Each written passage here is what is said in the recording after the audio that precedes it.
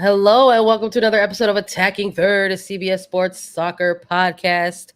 I'm Sandra Herrera, lead NWSL writer for CBS Sports, joined today, as always, by my colleague and co-host Lisa Roman, broadcaster and analyst for CBS Sports. On today's episode, we have a news and notes roundup for everyone. Just going to chat a little bit about everything that's been happening, quite frankly, around the NWSL playoffs, because we've been pretty focused on the postseason. Before we get into that, just want to let everybody know that Attacking Third is presented by Delta Airlines, the official airline of the National Women's Soccer League. Keep climbing. And a reminder that you can catch a live Attacking Third show at the NWSL Championship. That's right. You didn't hear incorrectly. Lisa and I are going to Washington, D.C. We're going to be at Audi Field on October 29th. So before the NWSL final, join us for a live pregame show with special guests and analysis. It's like every day that goes by, we're just one step closer, and more. It's this week. Like, we head out and incredibly soon so we can get there and get everything set up. If you're coming from distance, hop on a Delta flight. Like, why not? It's the best way to get to Washington, D.C. I cannot believe that we are at the NWSL Championship. Like we're here. There's no more playoffs. We have our final teams. It's truly mind-boggling that it is the end of October already, considering how quickly this season went. Like, it was a long season. A lot of players talk about that with the Challenge Cup and then the regular season, but man, it went really fast. And I'm so excited for this weekend. I'm so excited for Saturday. Yeah, I'm hyped for Saturday too. It's hard to believe. It's like as much excitement as there is, it's also like very like unreal to imagine that like we're already here, like that we're just going to see who's going to be crowned NWSL champion, and it's going to be either the Thorns or Kansas City. It's sort of fun to think about and get real reflective during this time, like where we were thinking teams were going to land, throughout the regular season, let alone where they were going to, land in the postseason. And now we sort of get to see it all come together. It's exciting time for sure. But there's also some really exciting things happening outside of the postseason.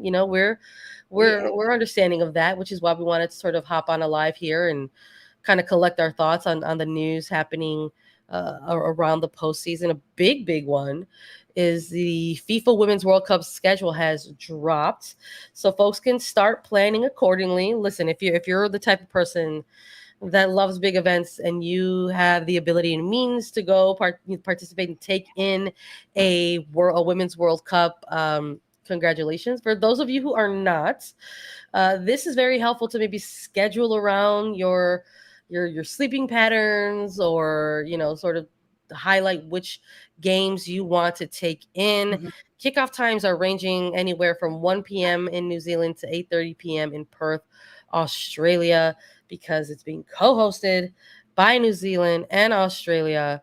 So there's a lot to get into here, but we obviously are keeping an eye on Group E and the United States Women's National Team.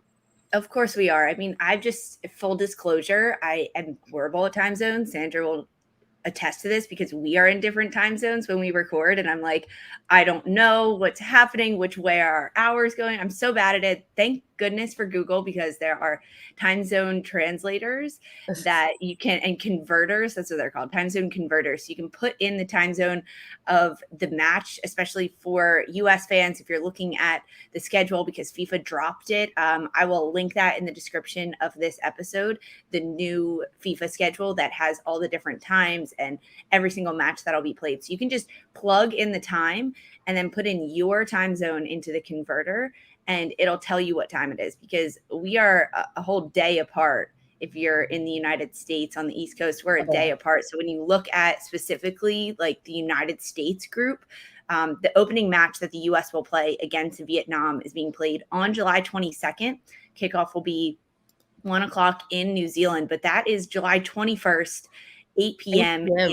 in New York, and then 5 p.m. in LA. So it's the day before, if they're playing that like 1 o'clock game. So you gotta be aware of that if you see that on the schedule. So it's not the 22nd, it's actually the 21st at 8 p.m. in New York and 5 p.m. in LA. But 8 p.m. is not too bad, Sandra. I mean, the last time we covered an international tournament, we were covering it remotely, and it was when the Olympics were in Tokyo, and those times were nuts. So it was like 4 Oh, a.m., tough.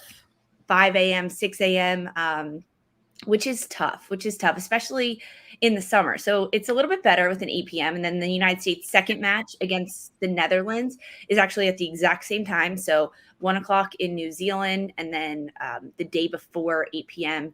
East Coast, 5 p.m. on the West Coast. And then the third group match is against a opponent they don't know yet. That's the playoff nation that will get into the World Cup. That'll be 7 p.m. New Zealand time, which is 2 a.m. in New York and 11 p.m. in LA. So the times are ranging a little bit here, but we're 9 months out. People can start circling these dates on their calendar and understand, like, hey, there's the 2 a.m. kickoff time. I've got to either go to bed early and wake up, or just stay up late on that night. For sure. I mean, that's what I'm doing for sure. I mean, listen, we gotta, having the schedule drop is already giving us a window, right? A peek into the window of what things can look like in the summer, in July. I know I'm excited about it. I want to shout out Allison Gale, who made a really cool website for folks to utilize. It's 2023 wwc.allisongale.com. You can play around with the schedule, the map, the itinerary of the 2023 World Cup in New Zealand and Australia. You can filter by teams that you want to follow. You can filter by cities that you want to follow. Throw in your time zone, compare it to the local time zone. It's very, very cool. And it is a very, very helpful tool. When I saw that, I was like, gosh, I love it here. I love smart people that can create these things to make dumb people like me understand the world better. It's amazing. I was like, I absolutely love it here. Like, it just, talk about coming through clutch and just really being able to come through for so many in the space and in the community who want to watch this tournament, quite frankly. So I'm sure there's going to be a lot more fun things to chat about in terms of the schedule. So maybe you're not here for the women's national team. Let's just be real. Maybe you're not here for the U.S. women's national team. Maybe you just want to take a look at those knockout rounds, the round of 16, the quarterfinals, the semis, the final. You want to see those elimination high stakes type of games. You could do that too. You could just sort of play around with the different paths to those knockout rounds, and then sort of figure out how to schedule around your timing along that. So I know folks are, if you missed it, we did a World Cup draw reaction episode. So I just want to plug that here as well. Please go take a look at that. We chatted all about Group E, the United States Women's National Team group, how there's still some things to be determined there, right? Because they have a playoff winner that in the Interconfederation playoff. It's playoff winner A, if I remember correctly, that is going to slot in to that fourth team within that group. So it's either going to be Portugal, Cameroon, or Thailand alongside Vietnam. And Netherlands as well with the United States. So we talk all about that. We talk a little bit about who we thought our group of death is, who we thought our group of chaos is going to be. So check it out on YouTube if you haven't, or wherever you find your podcast. It's like if it's not the NWSL championship, Lisa, I just find myself also getting excited about the World Cup as like every day goes by. Yes, completely. It's all happening. I think getting the times right. Like, we had the schedule for the World Cup for the last several months, but we didn't know the groups and who was going to be in where. So after the draw, once you knew the groups, I mean, I looked at the schedule and I was trying to figure it out, because once you know Group A, but then it's like the positioning. And now that it's officially out and it's set, it feels so real, especially because the Men's World Cup is about to kick off as well. That's around the corner. I'm truly excited for that as well, to kind of watch our men's United States team and see what they do. But it's crazy to think that, like, all the soccer world's combining, right? Because the NWSL and their playoffs is happening, and then we have the World Cup schedule. It is going to be a very exciting year of soccer, starting now until like next October, right? It's like a puzzle. You know what I mean? Like, it's like a puzzle. Like, we've just sort of like been getting we've gotten new pieces, right, to sort of put in within this larger puzzle. And it's just it's like a full picture that you're starting to see come together, and that's what's been so delightful about it for me. And of course, I love hopping on here and in the mornings and getting on a live and chatting about it with you and chatting about it, with our viewers, and all generating all the excitement that there is around it so far. But that's not the only news and updates that we want to chat about during this episode. We're excited to chat a little bit about end of the year awards. So we're going to take a little bit of a deeper dive on that with everyone joining us. And we're going to chat some Women's Super League to close out the episode. But we're going to do that right after a quick break. They're coming. 7 days. Say his name. Candyman.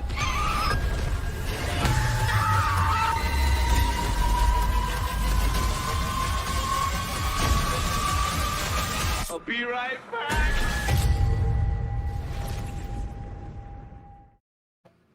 Here at Attacking Third on CBS Sports, we are committed to bringing you the best of the best from around the National Women's Soccer League. And we cannot do that without being able to travel to get the stories that you all enjoy. But the best stories aren't the ones that we tell you. They're the ones that you get to live. Meeting people in person, facing challenges face to face, and getting out of your hometown and out of your comfort zone. Delta knows how important it is to see a different point of view from a different point of view. So for those who want their own story to tell, Delta Airlines has a world full of places to start. Delta Airlines, the official airline of the National Women's Soccer League. Be sure to fly Delta if you're coming to the championship in DC.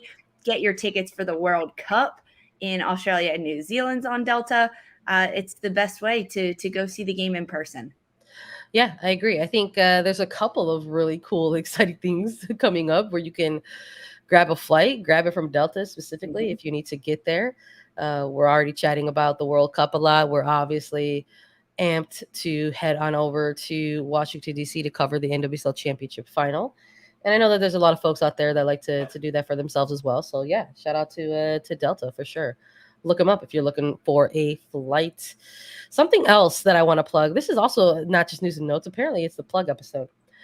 We did do a end of year awards episode where we talked pretty heavily about the individual awards that are issued towards the end of the season, primarily around this time. It's usually during the postseason, especially during the week and the build up into the championship final. We usually know at the end of a regular NWSL season who the Golden Boot winner already is. It's awarded to the top scorer throughout the regular season. But there's also categories for individual awards that honor Coach of the Year, Rookie of the Year, MVP, Defender of the Year, and Goalkeeper of the Year. But there's also a really prestigious honor that comes through the end of the year as well, and that is the NWSL Best 11. They usually award and recognize a best starting 11 and also a second best 11. So that's an exciting time to maybe take a look at players who could find themselves sprinkled right across either of those best 11s. And if you have already watched that episode where Lisa and I chatted a little bit about the nominees for the individual awards, you might have heard us sort of make our picks for those as well. So we thought it would be fun to come in here and do something similar with the best 11s. I'm hyped. Yes. I mean, because we love to do this. We love to highlight players. I want to put a disclosure out there. This was incredibly hard for me to pick. I do not vote in like the media that gets to actually do this and award. I know, Sandra, you have your hand a little bit more in that. This is more just doing it for Attacking Third, doing it for me.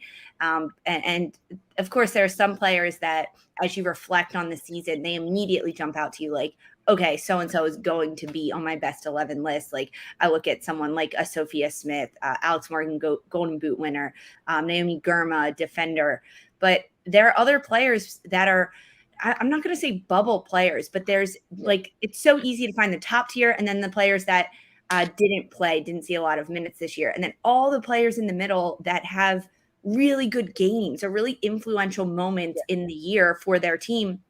but maybe they weren't as consistent throughout the 22 games, or maybe they missed a big chunk due to injury. So their average of like minutes they played and impacts that they had, it changes a little bit. Whether a team traded a player away and then they had a great impact at one team and not so much at the first team that they started at. There's just like so many different factors that go into it that I find it extremely difficult to pick just 11, even just 22 players if we end up doing a first 11 and a second best 11.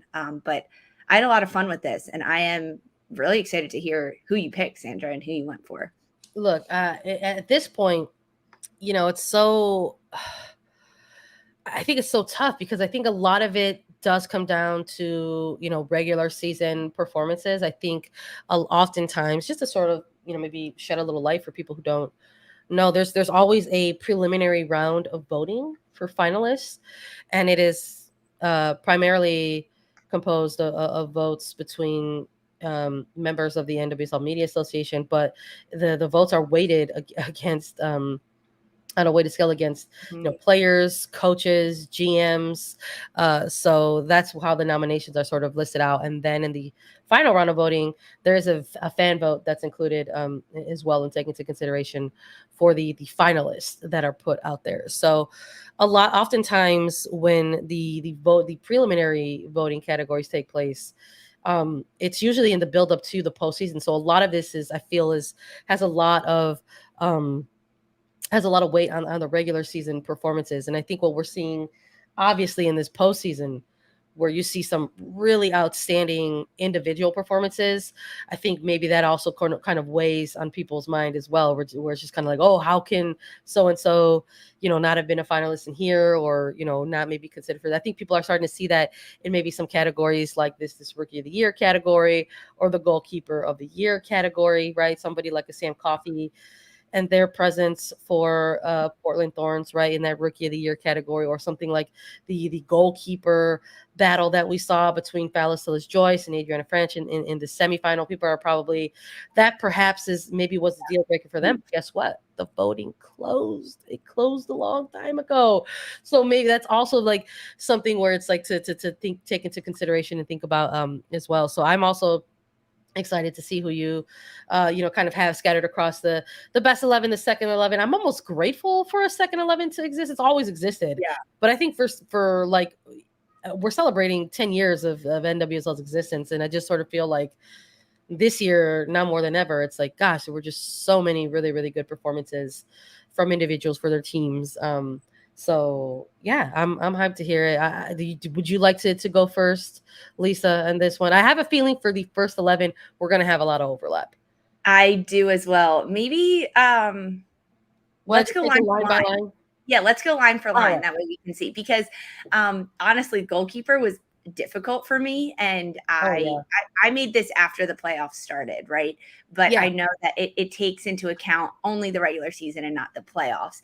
And when you look at Goalkeeper of the Year between AD Franch and Kaylin Sheridan, that was my big toss-up. And I think when you look at just their regular seasons, I give the edge to Sheridan. I think that Sheridan just played a little bit more consistent this year, perhaps with a team that faced more shots, right, than Kansas City. It was under a bit more pressure and scrutiny because San Diego Wave was an expansion side. But as soon as you enter the playoffs, the edge goes to AD Franch, because Sheridan ends up making the mistake early in the match for San Diego against Chicago. And you look at the match that Franch just had for Kansas City against OL Reign, and like lights out, Goalkeeper of the Year, like best 11. Like there are just so many more accolades that go to her. So that was like my biggest toss up between Franch and Sheridan, like regular season Sheridan, postseason Franch. You know what? I still think it's a really good pick. Honestly, I really, really do.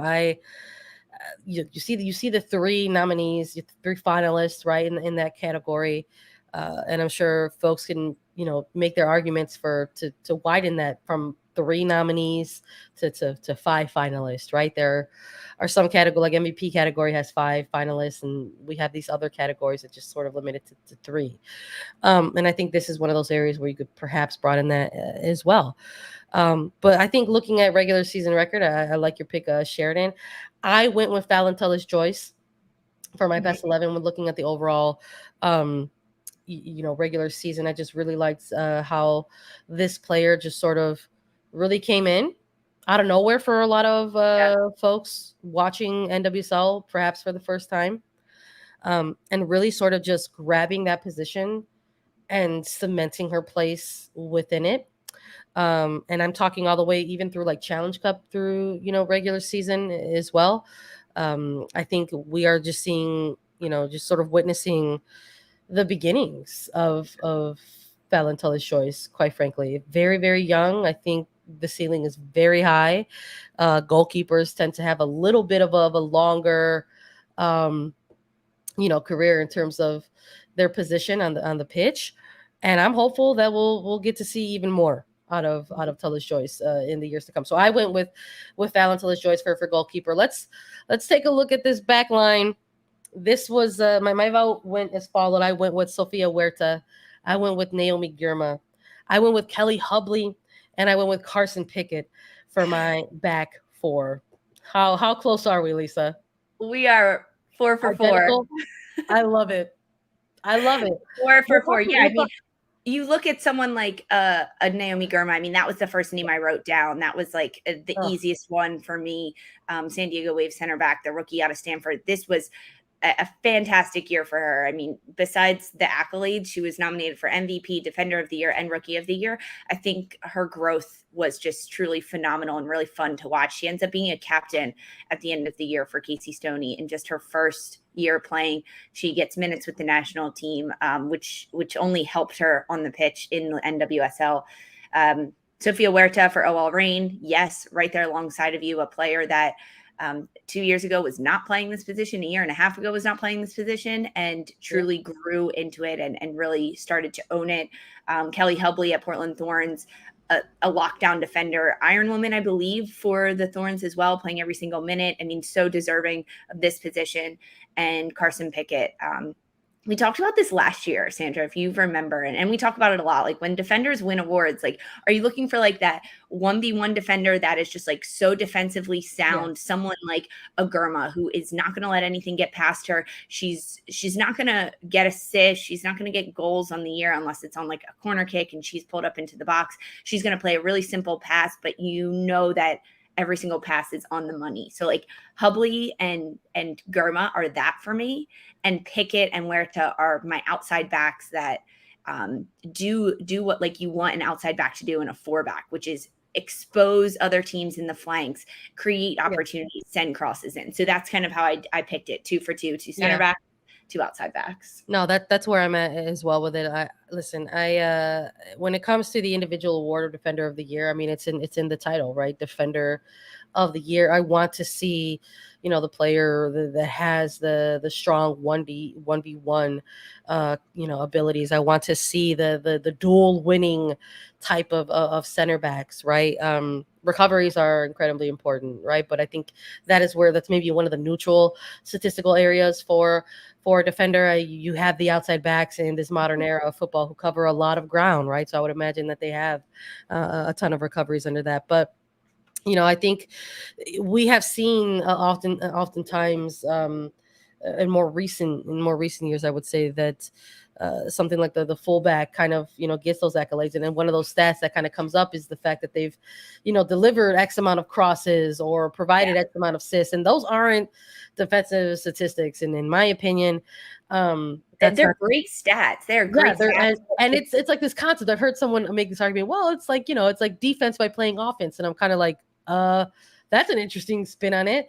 But so are we gonna give someone like Trinity Rodman, who like it puts pressure on? Yes, thank you. That's she's going to be a Defender of the Year because she starts the defense for Washington and she puts because she covers so much ground. First wave of pressure between the 18s off the ball coverage. No. Yeah, I know. I was like, I can't be sold on that. That. But I'm hopeful for we have a lot of great candidates in Defender of the Year, and of course, yes, 2 of them are outside backs. But I'm not too surprised that our back 4 look the same. I thought you've said a ton of great things that I agree with about Girma. I thought Kelly Hubley was one of these center backs really holding it down for Portland throughout the season. I mean, they're Iron Woman, quite frankly, playing every minute. And that's also something that I look for.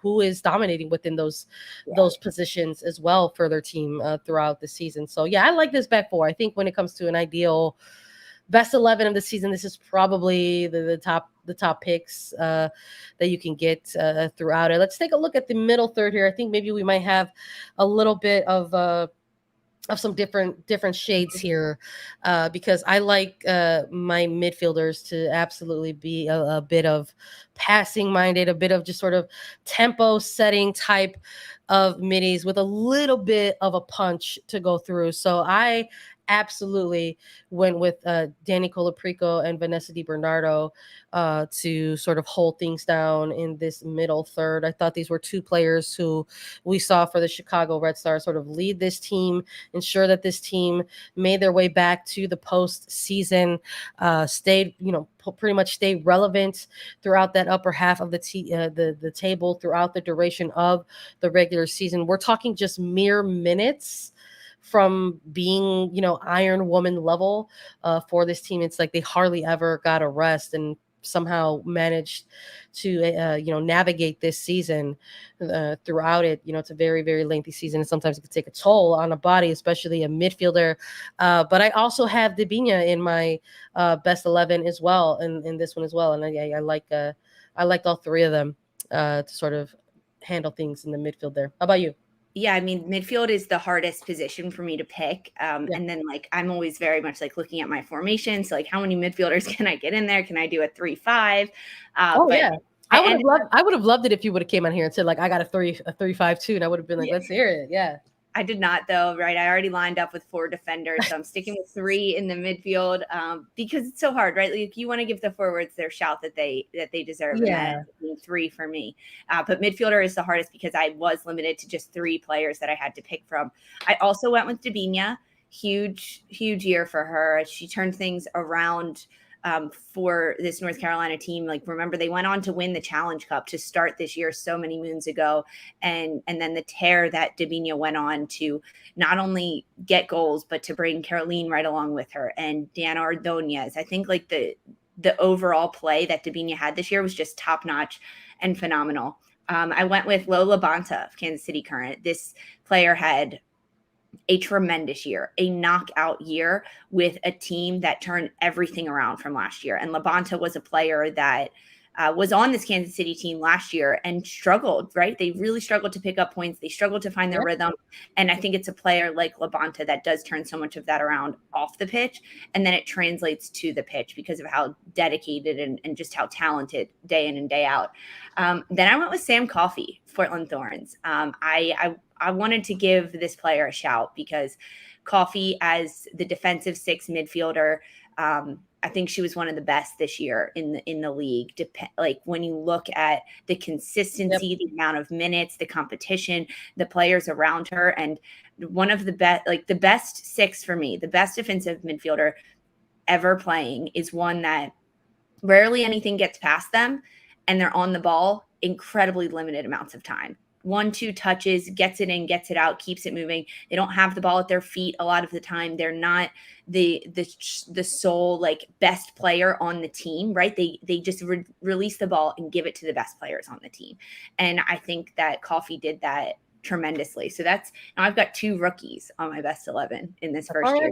Labonta, Debinha, Coffey. That's okay. That's the type of season that we were witnessing. I love that. I think that that's again great midfield. I can't wait for these official best 11s to drop. I feel like there will be a lot of overlap here, and the margins are so thin. I think between that first and that second, it's going to be exciting to see. All right, so it sounds like we're settling out for 4-3-3s, just to sort of paint the whole picture. Let's talk about our front 3. Who do you got in your attack, Lisa? I feel like these might be pretty similar. I've got Alex Morgan, Golden Boot winner, Sophia Smith for Portland Thorns, and then Mallory Pugh for Chicago Red Stars. Who you got, Sandra? Same.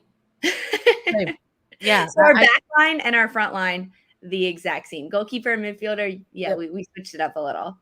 Yeah, I love that. I just am I was like, there might be some overlap, but I feel like once we get in the middle, there might be a difference in there. But I'm not too surprised that the back four and the front three are the same. Listen, I don't know how you look at this trio and the individual seasons that they had for their respective clubs and not put them in your front three.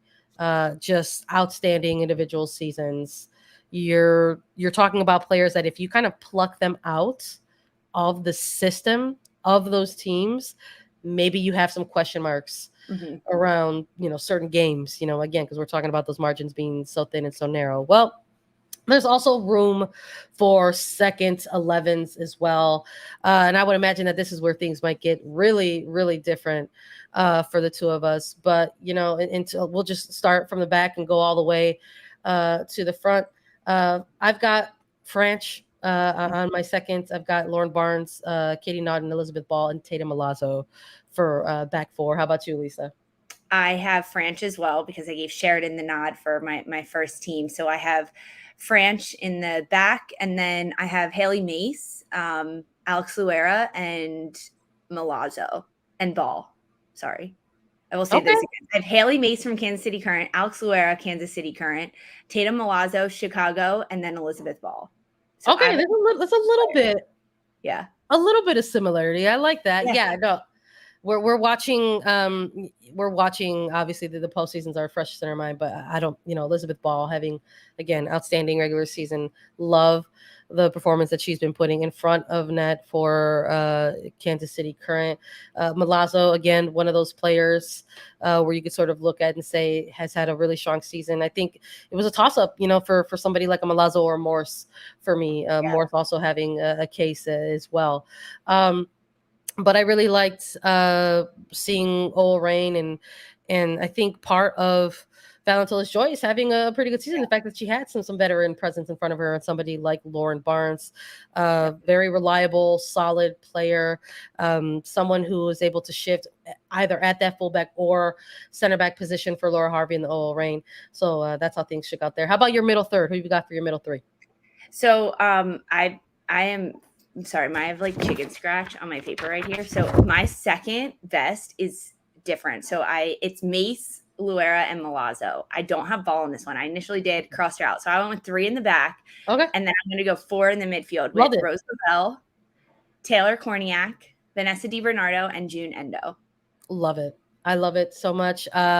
June Endo was outstanding this season. One of the really good off-season pickups, quite frankly, and doing it all. I'm just so impressed with this player. And doing it all for an expansion team. It's tough for me to place Endo because I think with how she was utilized in the second half of the season as well, like we saw her all over the pitch. At some point, we saw her very, very low, playing kind of like a wingback kind of a role. So it's tough to see that. I agree. Like putting Endo, like her positioning in my lineup. So that's why I just put her in the midfield. And with like Lavelle, Korniak, DiBernardo, I mean, you gave DiBernardo a shout in your best 11, like one of the most consistent players in this league. But not as much of an impact player as I would have liked her to be. Like, right, maybe getting a couple more goals, a couple more assists this year, like on the stat sheet. That's why she's in my second. And then Korniak, a player that just developed this year so tremendously. And then Rosie Lavelle. Yeah, it's hard to even imagine that there's like players that I don't even have on that like best 11, because there's absolutely that. June Endo's one of those for me that I went back and forth. I also went with 4 in the middle. I'm going more 4-4-2 versus 4-3-3. Labonte Coffey, Lavelle, and Sugita is going to be in my 4 as well. I thought had stepped in so big for Portland Thorns this year. I think one of the huge question marks for this team going into their regular season was, oh my God, Lindsay Horan's leaving. She's redoing her whole contract so that she can eventually come back to Portland, but she's definitely leaving for an extended period of time. What's going to happen in this middle third? What's it going to look like? And the answer was Hina Sugita. Yeah. Outstanding. I thought had a great performance. Again, one of those off-season pickups that could be, titled one of the best, quite frankly, in this league. I'm with you for all the things that you've mentioned with Labonte, Coffey, and Lavelle as well. My front 2, I'm going with the Mexican internationals. I'm going with Maria Sanchez and Diana Ordonez. Who do you got? I have Ebony Salmon. I think her impact at Houston was tremendous. Kristen Hamilton at Kansas City, and then Diana Ordonez. I love it. I love it. I can't wait to see how these 11s shake out for the NWSL. Let us know what you think. Who do you think should, be in either the first or second best 11s in NWSL? Did you vote? Did you vote during the fan voting period? I mean, that's really how you got to make your opinion heard, right? If you had the chance to vote. But keep an eye out for all of those types of awards likely dropping throughout the duration of this week, leading up to the NWSL Championship final. And of course, before we close out, we wanted to show some love to FA Women's Super League. It's been a chaotic time. We didn't forget about you. There has been some exciting things happening in Women's Super League. It's still just hitting its tipping point. It's only October.